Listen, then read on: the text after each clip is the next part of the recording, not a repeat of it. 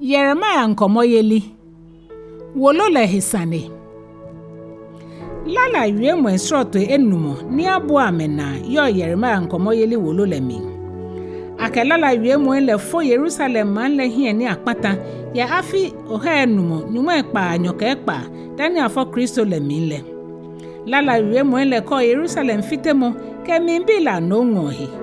Eye mi ake nkomoyeli fa ya lala yue mwen le mi monne. Shikele ana nyumono hemo ke yeli ke wose hien no kamo hu ye mi.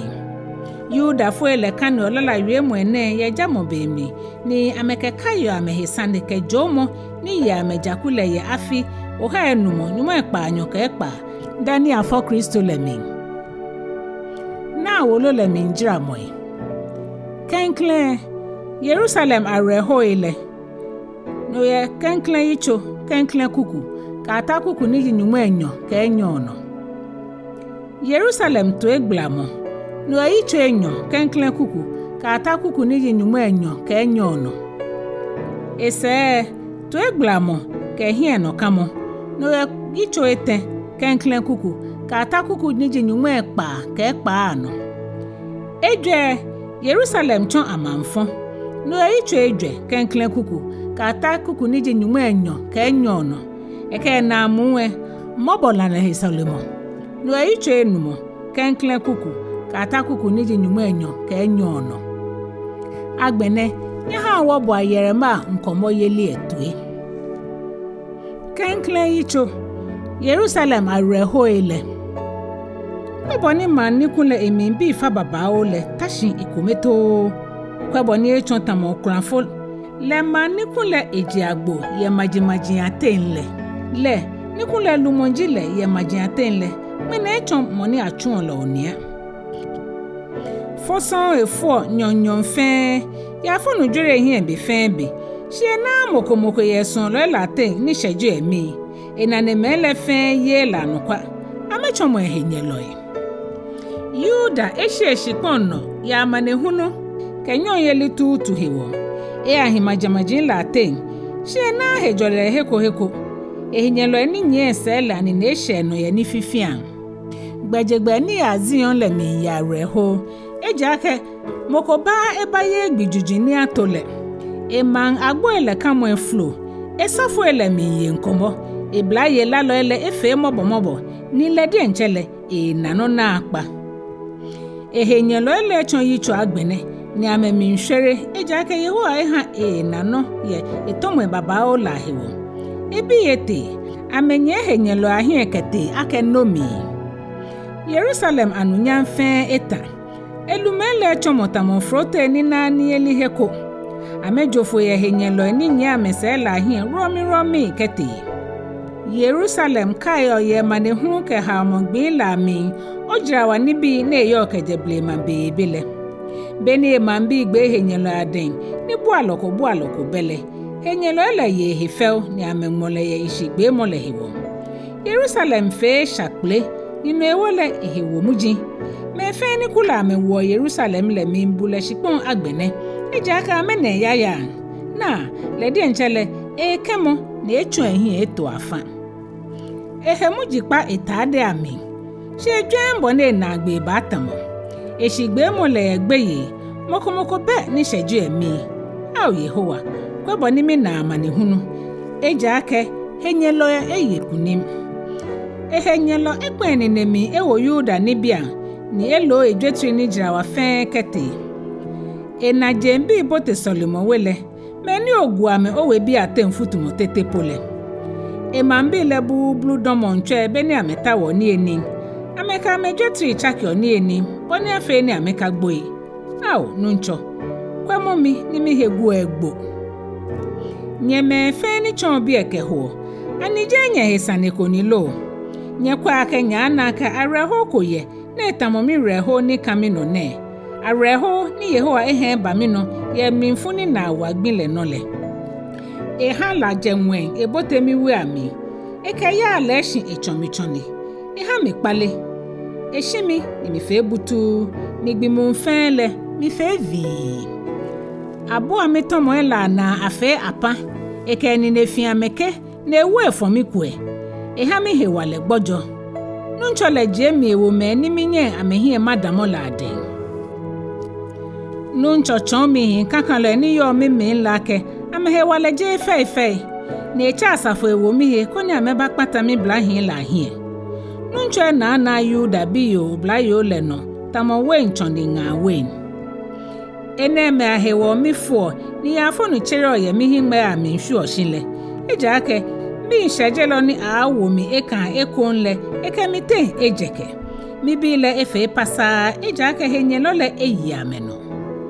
mi gbe mi fijiam shimokokra beni shejo mi Yehowa efanke Jacob na neme majini bolilele achomo ehenyeloi Jerusalem echomujini ye majine ate Yehowa saneja ejake mi ye ewie mono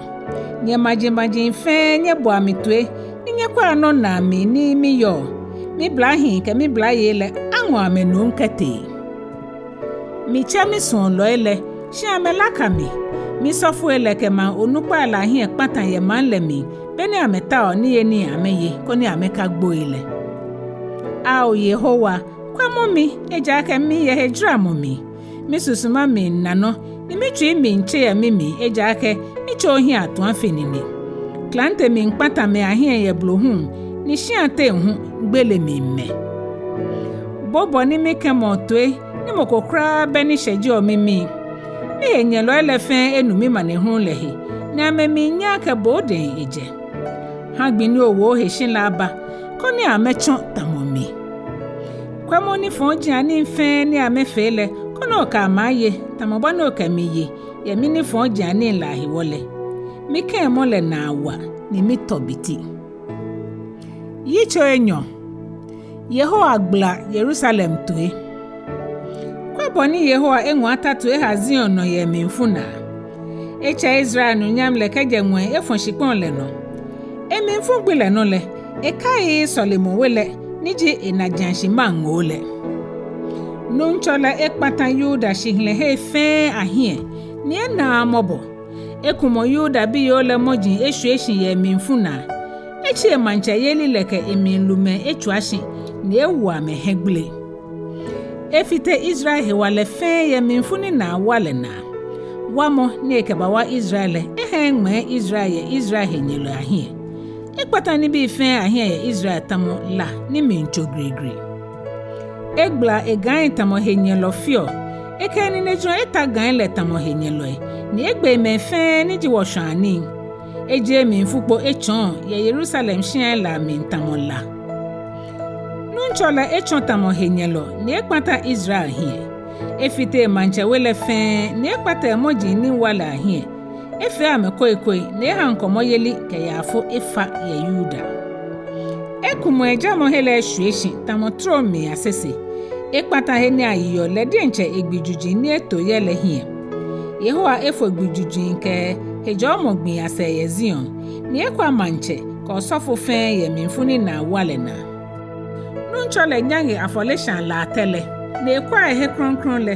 na enwe he moji mfefe jin le ha henyelo le ablo ye Yehowa wele mi tama ablo ye gbijrono nyunwe etwa efanshi aka iba akpata Zion man le gbogbo le hie enwokpa ekesusu gbogbo le enwekwa efite mo he kra Era kpoku ke gbogbo femi ye nkomo amejure shibutu Zion agboele Enyɔ ke botesumi akumu ni afite amesa adabangile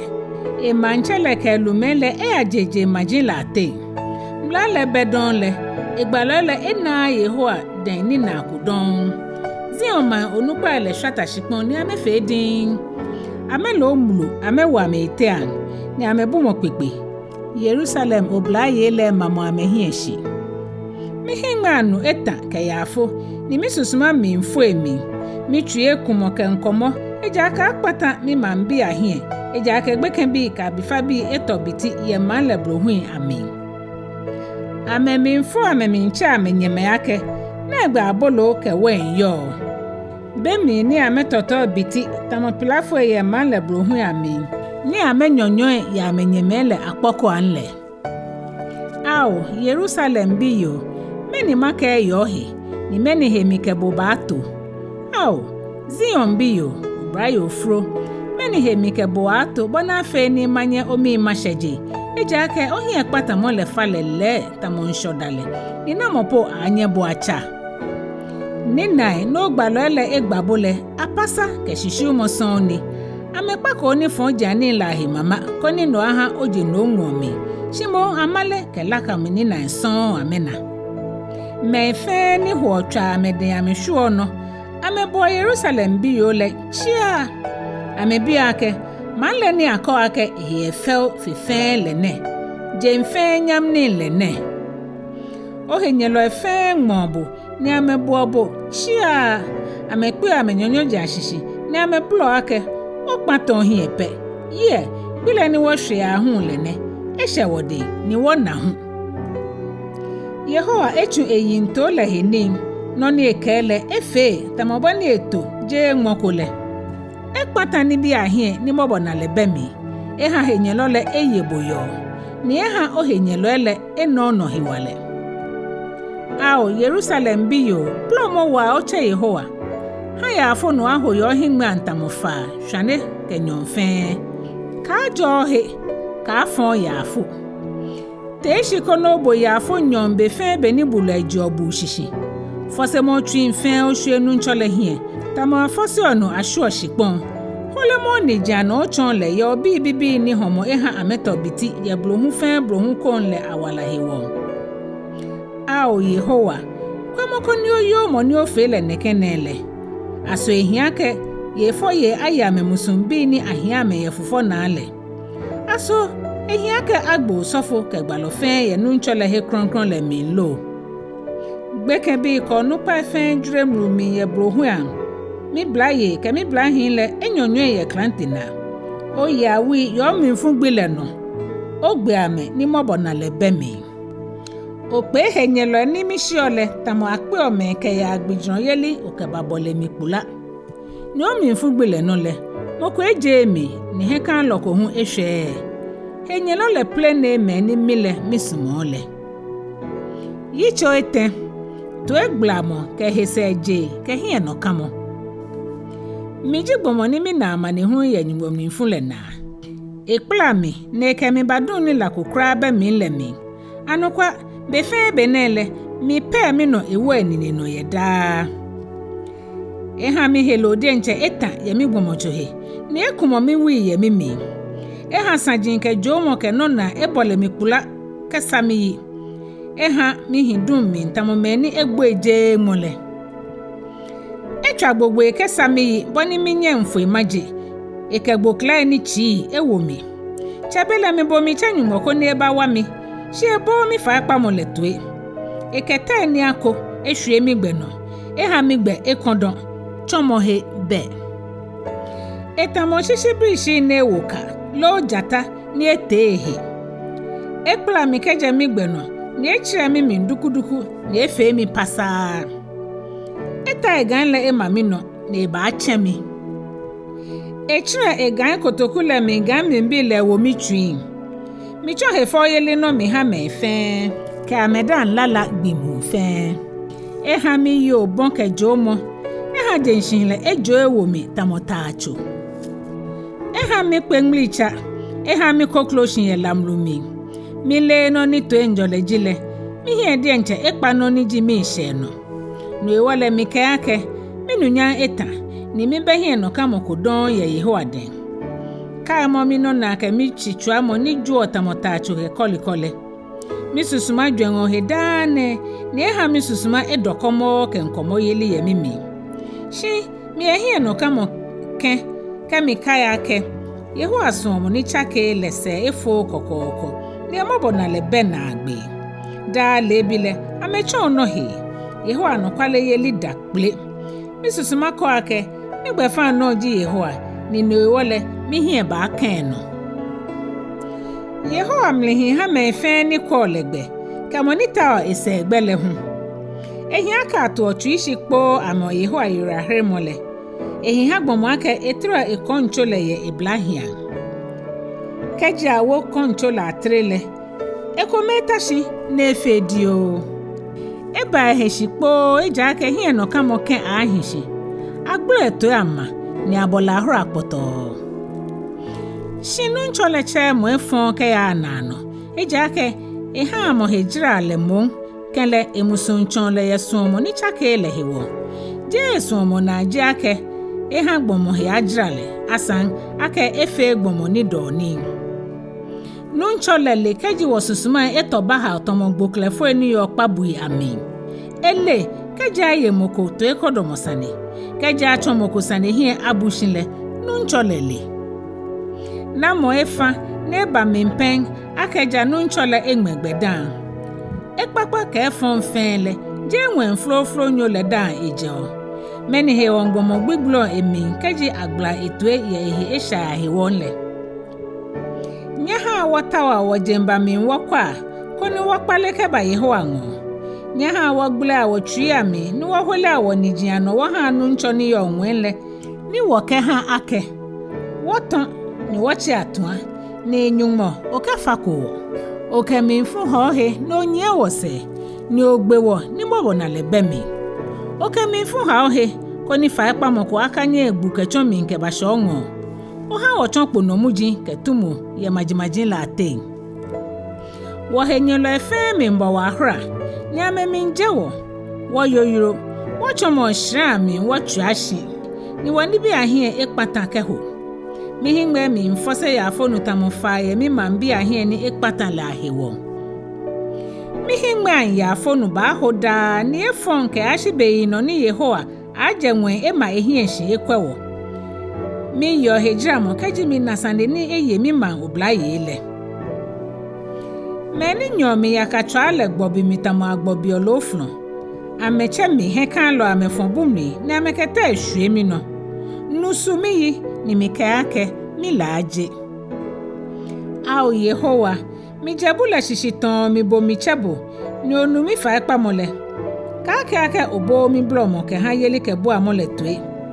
beni mi chebole ochi obenke ni okake ka shegbe yi au yehowa ochumi Sane le hini ohami ohere mi yiwala au yehowa ona Sane phone na ke yemile yemi Sane lo ohami ono wele ni ameto ke yisha ife ni ameto yemi hele au yehowa ono ahora ni amebo mile ke yisha ife ni ameto yemi hele bimu mfele mi henyelo la na buke dwemo fe dure mi no na lebi jena mo fele mi ji ameda nkucha au yehowa femo amoche ya meni femo ni lana ka ha me mi sha mehe olomo aka me no au yehowa oke mi fuati wa me ni okpata me hi ke je shipon le no Yitso Ejwɛ Jerusalem fite mo lese Sane kwa boni shika di tun boni shika ngmi echake ha agbe Solomon wele te kronkron ile ahwa gbejigbe fe gbejigbe kon Zion oblahi ne ajra watamo shika ngmi le kwa boni amechotamo gbeshon lo ni na nichumo ngangbe tete ha me bi fufu amekele ame shimi mambi la ichonwa amewa ame bi ayi amechotamo shianga no kpongo lofu gbeke fufo sen gbin okekumai gbeke bi ba ni eni shimokomoko ha ame meni ya me na nile ahie patan ye blohu am meni ala me fofo lele dretumu no lamlumi eja ke mi mambi a he shale da fe Sodom he shale Sodom ni abutele imwe twami ni gbomo adesani ni bemile ebladela he chekenken ame yofi ayilo ame gbomoche ye hewale fetengla ame hefel tamosafiro shiagbene ame hia mi ndifengai ni ayo ame yeblohu am ame helo egbi ekpeta ame wiahe helo legbi kekete tamocho meni nyonyo ye tale minle anohi kra femeni gbo ye homonale femeni moshini bani ni amena ameye ni noha ametalo ni amepinle beni akpata mi mambi ahiele ye fo ye ni yo musunchole tete ho ame diencha ame musumbi ameye ye ho agree kamila ni nawa ne fe mi mfule ke shishi fe ehwezi ono ni eshaman le ke mo eshishi to le dienche jele mi manche me heye Nigbemeni oje hu heye ake henye loko anya Jerusalem agboe amni ebote. Sheba mi eja ake Jerusalem gbalo elefesha ni esofo elefe no fon amehwe jalo alashin ye manlemi. Amefoshikenye bro hu Lamentations lafwe la ewu amehekpoto boso ni mokokra nye ametade aheta. Me blo wa make nyejajen nyemeni heche nyejajen nyekata nokohe nohe wale amechomo kobofoi ni majimaji anobi keke ya mete ake ameka hin wote ndon Yehowa de nche gba mesha ebu amehe akonta don ebu osofo ele don na ehie eso onukpa le hu don wohimwe shu ke yakagbenu wokweyeli ke bu amole wobu ni wokwe jakuko ni nye wo eheregbe henye lo ewo ninu ewole wonye bro hu antete wonye wona agbe eshe gbi leta ejake wona agbe leshe meni nye wo se la heyo ya fe okropon amenye wo se ye gojin lano ni amewo woka ye shiangale no modeni wo wala yo iji manche ni Yehowa efole mule amechonle ni amemole ngami leji moni wo ka ye hiake yele shishinle wo hinshin hwehwe ye majimajin la tenle idombi ke uzbi ni yoshikpon le no nyemi afle anye nyenya shimo nyehu amane hu mimba nya atoda ni nyaje nya yaya nye foshi ao Zion agbodu eglamo ye onisha ni la hiwole na nunchole ha ohino ngomi don shimo mbo idom iba glo to ye onisha ni la hiwo iba ha he shaile abaka kpuno Yitso Enumɔ mabona le hisolimo ao Yehowa kai mono ni eba wono le kwamo boni wo hie ehwieshi wogboshi ni echongbo ano ni wo hia agegbo aden ne wochomo awusan wo becheme ni wonye me echomo krafoi nuni wonu le wakeshika hio ni lai hunu wo shanle jawo he ata wo ku eno ke ni chumo na etowo shaha wo mumohe dang ma he wole woke wohe ha Egypt ka Syria wocheme le fesha ni ameho amete ni womo amesen batrewo wonyoji mi ye wono ni mokokra be ni pon wo ya mede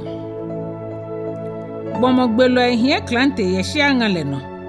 no ewole woke wala sho aso dan wo na ani wo yo homoni yo wole na wale ha wo he edota mo flo no mi ato yele kabona ye Zion ni yudo bla ye fruele hu ato amekabona amedienche amesengo manlumele ni amehie ehwie onukpa ahia anyo bla hia no na amewuo ye wiese tamonyoji ni gbeke bihi didan ye like ni ametretre ashishi himeji ekpa koishin ya ni oblahi hu ekpa amesankutwa wochu ami she fe sefu ni joni wojo le echon komo yeli wonunyam akekre eje wo ichu egbeshi po ha wo ejake wo feesha wochu ekumo ni ene hewole wo hinma ano efe tutu ejake Zion gon le no kashi amanfo den echon ngangbe ashipahe shi ao Yehowa bole boji manche ke ya nano o manche sen ye keje yino ke ya yino ife meba ohia akpa wono ke ya nano meba ni okwa wo be baba o neke ani okai wo kra don ao Yehowa pale mo wo ke bo ngo eko ni wo pale lele demo wo ble mashihilele o hawo alo okwa wo kra ani omri efun wo wa fenine Yeremiah nkomo yeli na agbe ne